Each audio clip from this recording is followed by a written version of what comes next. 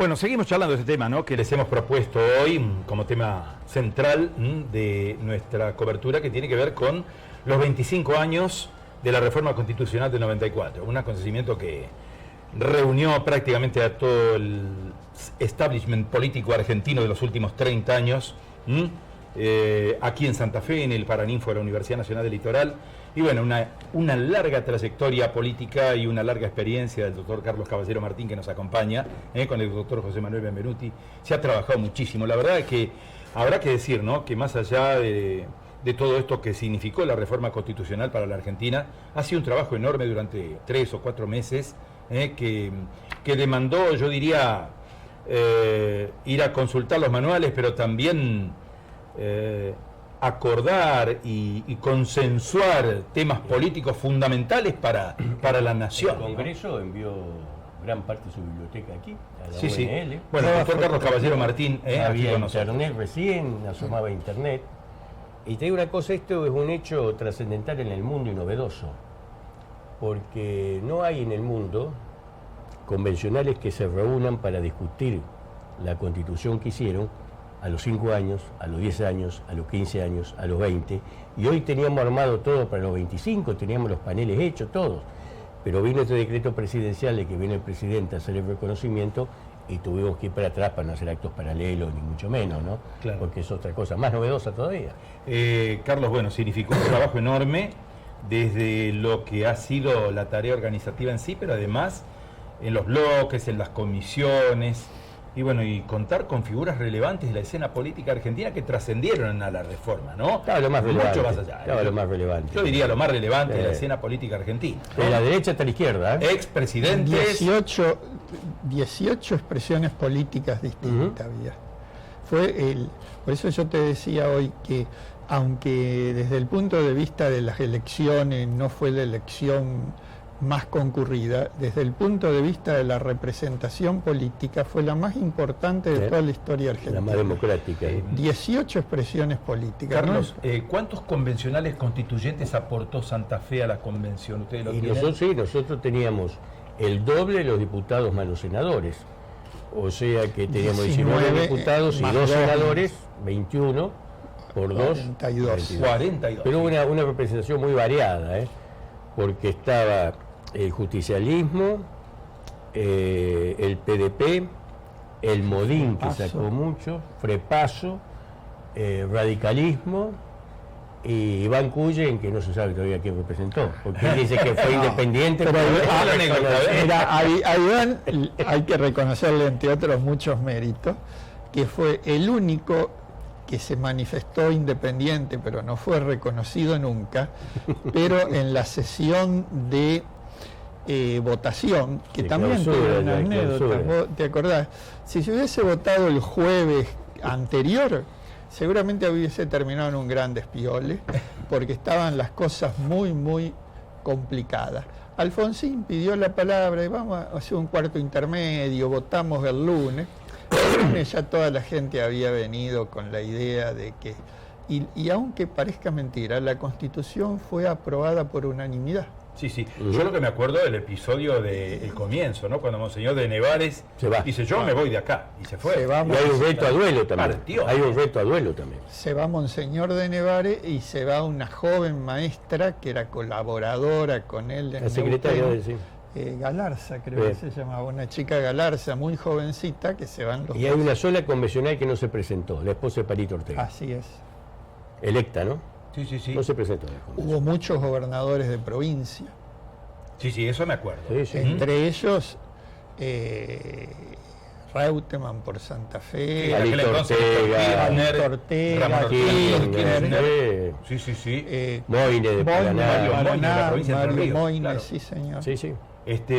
Carlos, bueno, uno analiza, ¿no?, toda esta tarea que se realizó y mira todas las anécdotas, todo lo que ha surgido, lo que ha quedado, ¿no? En este contexto, bueno, el Club del Orden aparece siempre en escena, en el marco de... Porque fue anterior a la Constitución. Anterior a la Constitución. Así es. Le llevan algún tiempo, 3 meses, ¿no? Unos meses le llevan a la Constitución. Sí. 3 meses. Bueno. O sea, el Club del Orden es el 27 de febrero de 1853, propio de una definición de Antonio María Hernández, que dice, hubo Constitución porque hubo un Club del Orden y hubo un club del orden porque hubo constitución. Y así fue. Antonio María Hernández fue uno de los redactores, uno de los hombres que trabajó mucho en la redacción. Trabajó mucho, ¿no? sí, él estaba dentro de la Cordobés, dentro Sí. de la primera línea Profesor de Derecho de Constitucional. Alfonsín. también. Hoy hay dos Él andaba ministros. mucho con Jarolaski. Hoy hay dos ministros de la Corte Suprema de Justicia de la Nación que fueron convencionales también, Maqueda y Gonzalo Rosati. Maqueda y Sí, Rosati, ¿no? que van a estar mañana acá. Van a estar en Santa Sí, Fe. sí, sí, van a venir. Bueno, ¿cómo es el programa de actos que se ha preparado, Carlos? Mira, tenemos, estamos separados en dos. El Círculo de Convencionales Constituyentes organiza el viernes. O sea, parte a las 18 horas, 18:30, con una asamblea en el Club del Orden, que es la sede del Círculo. A las 20 se firma un convenio de cooperación entre el Círculo Convencional Constituyente y la Asociación Civil Parque Museo de la Constitución. Y a las 21:30 está la cena de los convencionales.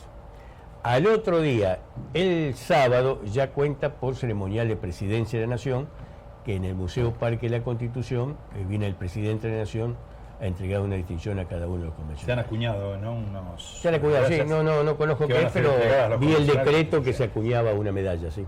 Bueno, ¿qué anécdota pues, se puede rescatar, Carlos o José Manuel, del trabajo que han realizado y que... ¿Una grieta querés? No, una anécdota, digo yo, ¿no? Dos te voy a dar. A ver. La primera, cuando el Frente Grande quiso poner de rondón el tema del aborto. Hubo una gran manifestación pro-abortista y una gran manifestación antiabortista, que casi chocan en Boulevard. Pero la mesura, las cosas se dijo que se hicieran en diferentes... Y después otra, que casi estalla la Constitución, porque en ese momento era ministro de Economía Cavallo, y los gobernadores le tenían miedo a Cavallo. Cavallo tenía mucho poder, y cuando se trata en la ley de coparticipación, no la querían aprobar. Y se caía en una de esas la convención. Entonces se dio en Santa Fe la primera conferencia, videoconferencia que hubo desde la Secretaría de la Presidencia de Nación, que estaba Bauzá, al bloque justicialista. No los convenció aún por la videoconferencia, la primera que se vio en Santa Fe. Entonces tuvo que ir Bauzá a conversar con el bloque justicialista y se hizo ese artículo 75, inciso 2, que nunca va a poder entrar en vigencia porque tiene un mecanismo tan embrollado para ser aprobado que es imposible. Bueno, se han establecido a través de la Constitución reformada del 94 una serie de institutos y obviamente se ha trabajado muchísimo sobre varios temas, pero evidentemente al presente, al día de hoy, han transcurrido 25 años y hay algunos aspectos de la reforma constitucional que me parece que no se ejercitan. Sí, pero no necesitaba pasar 25 años para eso. Se sabía que el jefe de gabinete, por ejemplo, mientras no podía extrapolar una figura del sistema parlamentario, el sistema presidencialista, sabiendo que lo elegía el presidente, lo podía remover el presidente como cualquier ministro. Más te digo, el primer jefe de gabinete, que creo que fue Bauzá también, lo designó por un decreto el presidente de la República. No tenía razón de ser. 75, insisto, la ley de coparticipación es muy difícil que sea sancionada. Tiene un sistema muy escabroso para la aprobación. Lo que dice Carlos, la ley de coparticipación, aunque no hemos peleado buenamente con un querido amigo como Antonio María Hernández, tiene que ser aprobada por todas las legislaturas provinciales, algo imposible. Vos a una legislatura le sustraes recursos, ¿cómo después, a una provincia, digamos, cómo después la legislatura te va ¿no? Y claro, y fíjate es más presente que pero, nunca, y si ¿no? no te la aprueba la legislatura, ¿qué hace esa provincia con la coparticipación? Queda fuera de la coparticipación. Bueno, de alguna manera, yo no conozco mucho, no estoy todos los días, pero de alguna manera, bueno, si no aprueban, no reciben, ¿viste? Y eso en la Argentina, esa especie de toma y daca. Y además, uno siente como que deja al federalismo como una figura virtual, ¿no? El federalismo aparece como algo declamado, pero pocas veces ejercitado. Hay que replantearse si este país es federal o unitario, ¿no? Yo creo que... Yo es uno de los debates de hoy. transito las calles Santa Fe y la mayoría de las calles tienen nombre de próceres unitarios. Las calles principales. Sí, sí. Salvo el Brigadier López, Alberdi en el fondo para mí era unitario, General Paz, Lavalle, o sea, vos te pones, entonces, ¿cómo es esto? Lo que pasa es que... La historia lo reivindica, por lo menos de las calles. Sí. Sí, lo que pasa es que para un país de la extensión del nuestro, una distribución del poder, no tanto político, que está más o menos ordenada, sino del poder económico de manera territorial. Por eso eran importantes también las regiones de desarrollo. La región centro, en su momento realizó una actividad bastante importante. Lo que pasa es que yo creo que desde Buenos Aires mismo, Buenos Aires una expresión, ¿no? Pero la estructura de poder las congela. Uno Sí, no tiene... Aparte, otra cosa, José Manuel, no tienen poder de decisión las regiones. Entonces queda todo en una... Hubo una reforma del Código Procesal Civil que intervino Entre Ríos, Santa Fe. Bueno, ponerle que quiera hacer un código único, no estaría mal tampoco, ¿no? Pero no hay poder de decisión. O sea, queda como una expresión de deseo para las provincias. Por eso se usan mucho a ese nivel los convenios acuerdos, ¿viste? Que los aprueben las distintas legislaturas. No es de toda manera el mejor procedimiento. La verdad que la Argentina está muy lejos del federalismo, por ejemplo, al que nosotros nos mirábamos para trasladarlo a la Constitución Federal. Sí, lo mismo que está pasando, que conversábamos recién con José Manuel respecto del hiperpresidencialismo, ¿no? Es una figura que no se puede atenuar la del presidente. Pero que estaba visto que venía un hiperpresidencialismo, estaba visto. Mientras vos le das la reelección al presidente, le da el veto parcial, le da la delegación legislativa, como se le dio la Constitución, iba a acentuar sus poderes en vez de diluirlo. Pero es una cosa que estaba vista, lo dijimos en el 94, lo repetimos en el 95, lo venimos diciendo hasta ahora. Estaban los que decían que no, que es una atenuación, bueno, que lo expliquen. Como el balotaje con el 45%, ojo, eso fue una idea del peronismo, sí, y la compró el radicalismo. Ojo, el balotaje es un sistema francés que nace muy bien para asegurar la mayoría y darle una representatividad, una legitimidad al candidato que surge, ¿no es cierto? Porque siempre va a tener la mitad más uno, así gane por un voto. Pero acá lo hicimos con el 45, el 40 y 10. O sea, si vos ganás con el 45, tenés 55 que te votó en contra. Entonces no tenés legitimidad. Pero es una cosa que tendrá que explicar los radicales, porque eso la compraron, yo no. Carlos, ¿y los nuevos derechos y garantías? No, eso, ¿Cómo ven ustedes ese tema? Eso ha funcionado bastante bien. Sí. Además, esa pluralidad de voces que había en la convención ha hecho, mira, yo muchas veces le he dicho a los alumnos en clase, uno de los convencionales que estaba ahí, el tucumano Bussi, Bussi era un convencional importante, ¿sí?, por el bloque que él aglutinaba. Él fue uno de los que contribuyó a la aprobación de los tratados de derechos humanos, entre ellos la violación de los derechos humanos. Con esos mismos tratados a él lo juzgaron y lo condenaron. Sí. Fíjate vos, el caso de Rico, aunque Rico nunca fue juzgado tampoco, es decir, no sé si cometió o no alguna violación, pero tampoco el bloque del Modín, que era otro bloque, no era el bloque del tucumano, tampoco estuvo en contra de eso. No. Es decir, yo creo que se preservó un ambiente de tratar de conciliar, ese tratar el 75 de inciso 22, que según los tratados, que ha servido de jurisprudencia a la Corte en muchas cosas, O sea, eso fue una incorporación importante, si no era más importante todavía. Y además deja la puerta abierta para incorporar nuevos tratados. Lo cual hace flexible la Constitución. De hecho, sí, yo te comenté hoy que se ha incorporado en la Corte Penal Internacional, en la época... Sí, tratados sobre tortura, ¿cuántos se incorporaron ya? Muchos tratados que la mantienen permanentemente vigente a la Constitución. Claro. Hablábamos recién, hace un momento, con José Manuel, de una Constitución muy actualizada, ¿no? La Constitución Nacional de la Argentina es una Constitución bastante actual, bastante ayornada a lo que son otros países. Quizá en la Argentina lo que esté fallando no es la Constitución, lo que está fallando son los poderes que la tienen que hacer cumplir. Pero yo te decía un ratito antes que venga Carlos, que el problema de la Argentina, paradójicamente, pasa por una cuestión que antes no estaba legislada, que no estuvo legislada durante más de 100 años, que se legisló con buen criterio en la reforma del 94 y que ya venía explosionando, y ahí eclosionó completamente, que es el sistema de partido político. En 2001 explosiona totalmente.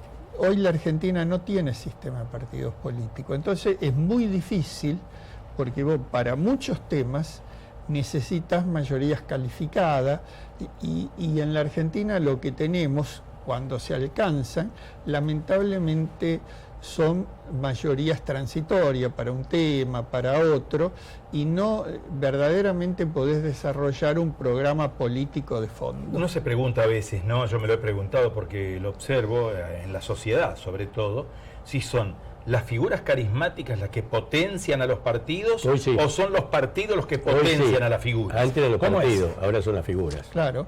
Ha pasado los personalismos. La gente Pero ha pasado una cosa sigue también en el mundo, ha pasado una cosa en el mundo. Yo venía del mundo hasta Latinoamérica, no solamente de Argentina el fenómeno. Cuando cae el muro de Berlín y el capitalismo se apodera, o sea, se globaliza en el mundo, las ideas tienden a acotarse. No está la diferencia ya entre izquierda, derecha, entre lo que era Rusia y Estados Unidos. Termina un poco con la Guerra Fría. Y vos te venís para Latinoamérica y es que todos son políticas de frente. En Uruguay gobierna un frente, en Argentina gobierna un frente y puede venir otro. En Brasil gobierna un frente, en Chile gobierna un frente. Entonces, esto va a haber que reacomodarse los partidos políticos en base a alguna ideología para ayornarse. Acá todavía no estamos ayornados. Para ayornarse hay que saber que hay un mundo globalizado. Y acá hay mucha dirigencia política que todavía desconoce que hay un mundo globalizado. Cuando en la Argentina hoy, por ejemplo, se habla de grieta, y se habla de que el país está prácticamente atravesado por una división muy fuerte entre quienes piensan de una manera y quienes piensan de otra. ¿Cómo resolvemos este problema cuando hay tan poca capacidad de diálogo? No es un problema que piensen de una y otra, que la grieta está entre desarrollo y subdesarrollo. Acá nosotros tenemos centros urbanos que tienen acceso a toda la tecnología, que son una parte de la grieta, y tenemos centros pobres en el norte, conurbano, y en el sur, que no tienen acceso a la tecnología, que dependen del feudalismo de los gobernadores, que depende del voto cautivo que tienen en base a las regalías y el populismo, ¿no es cierto? Que integra, ahí está la grieta del país. No, porque piensan, no, siempre hubo militarista, antimilitarista, peronista, antiperonista, conservador, anticonservador, grieta hubo siempre, unitarios federales. Yo creo que se confunde acá un poco la grieta. Acá la grieta está entre lo que está desarrollado y lo que está subdesarrollado.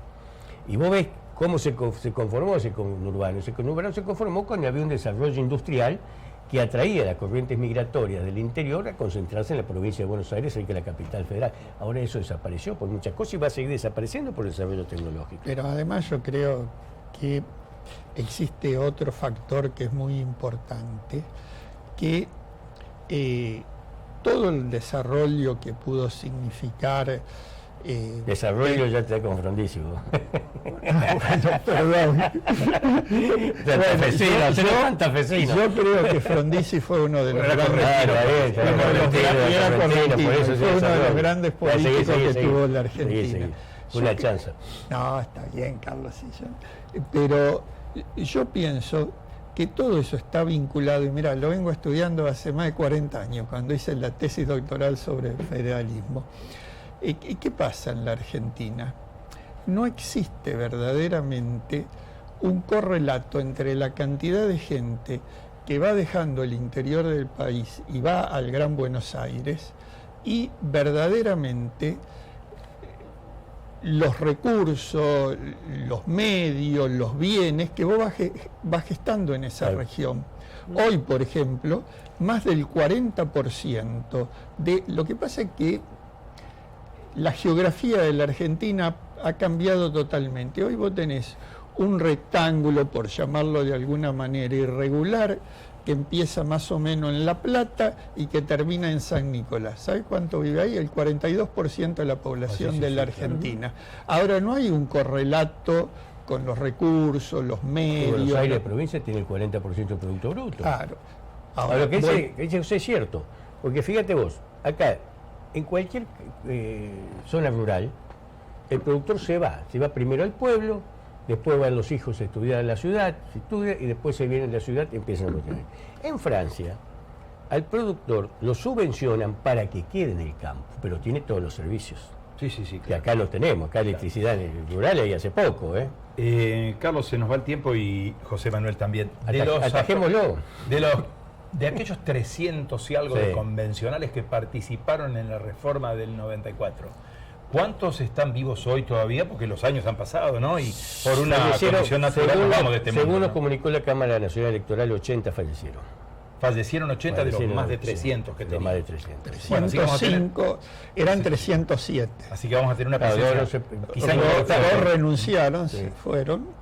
Y 305 el doctor electos. Jaime, el monseñor Jaime de Nevare Y y la la secretaria. chica Galarza, y los otros 305. ¿Cuántos aproximadamente van a estar acá en Santa Fe según han tenido confirmación? Mira, ustedes? tenemos un lío ahí porque están metidos ceremonial de la presidencia, nosotros, ceremonial de la nosotros tenemos hasta ahora 80. 80 más o menos estarían en Santa Fe. Y hasta Café nos confirmó que viene. Bien. Gracias a los dos. La verdad No, que al hemos podido contrario. compartir esta mesa, una buena charla. con- Amigo todo vive, he sido Así es. adjunto en la Se ha cátedra de trabajado José muchísimo, Manuel. hemos Gran trabajado amigo. muchísimo todos, ¿no? Sí, Nos ha tocado la sí. cobertura. Mira, yo en ese tiempo era columnista de Claro, de la televisión tele, sí, y sí. hacía las columnas de allá, Muy bien. los días miércoles. José Manuel Carlos, gracias. Chao, Gracias por un estar con gran nosotros. gusto, gracias. Hemos compartido este tiempo en el cual hemos hablado de nuestra Constitución Nacional, de las historias, de las anécdotas y de 25 años de una reforma constitucional que ha quedado atrás y que nos ha dejado esta Carta Magna que tenemos hoy los argentinos. Vamos a la última pausa, volvemos enseguida con más temas.